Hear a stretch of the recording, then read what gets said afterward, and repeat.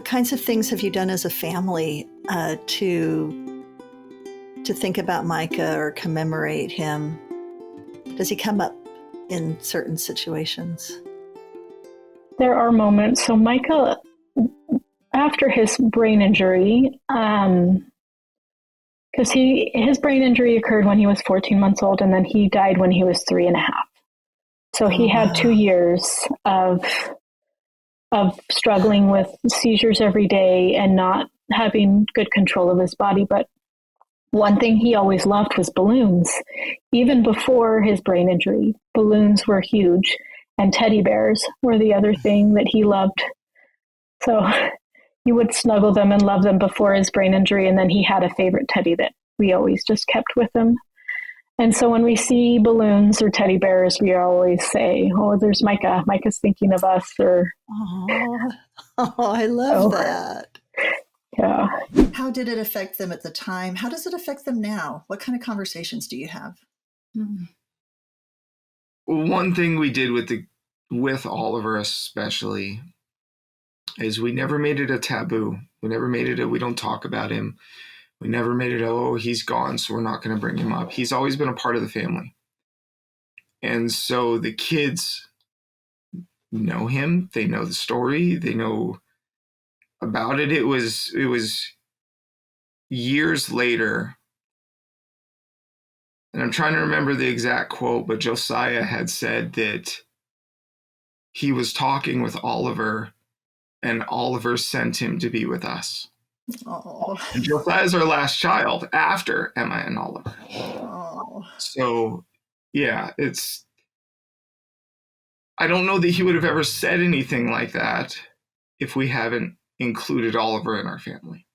Right. There's some of the few pictures that we have, and there's one on the wall with the rest of the kids.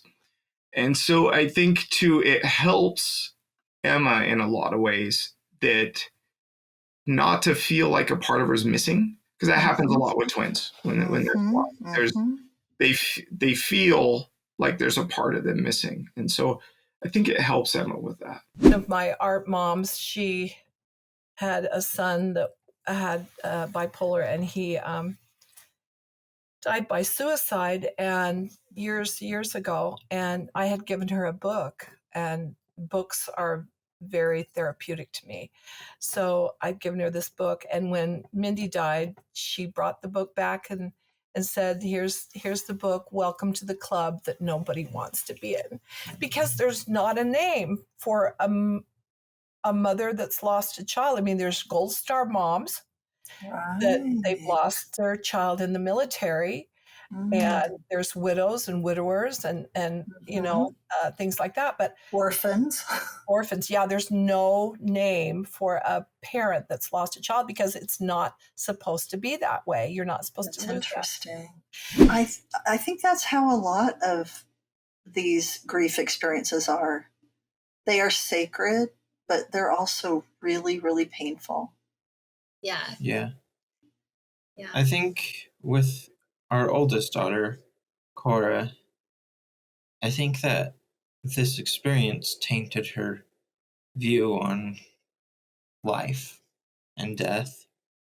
Because she always asked, because we did get pregnant after this experience, and we talked openly with her about it, and Cora would bring up, well, is this baby gonna die too? Or?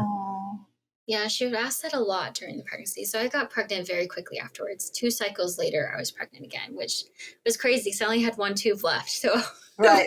Like, but it was working. It was a functional. Yeah, it was functional. We did get very, very lucky in having another one after. Yeah, because at that point we're like, well, we'll just see. We'll just give it a shot. Like, we don't want to prevent, because who knows, right? Right.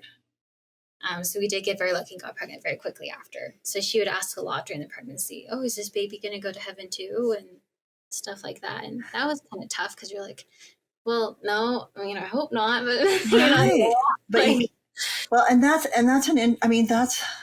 a really interesting point, right? Because if there had been no incident, I don't think most children ask that.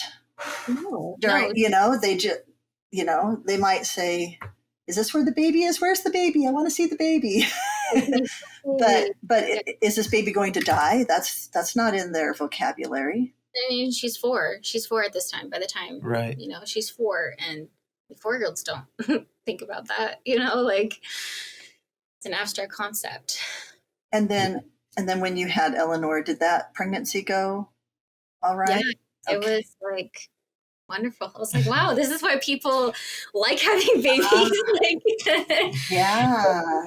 Thank you for listening to this week's episode of the Good Grief Believer podcast. I believe we grieve better when we share our experiences with others, and I am always eager to hear from other people about their unique grief journey. Please contact me if you would be willing to share your perspective with me as a guest on the Good Grief Believer podcast by emailing me at goodgriefbeliever@gmail.com. That's GOODGRIEFBELIEVER @gmail.com. I look forward to hearing from you soon.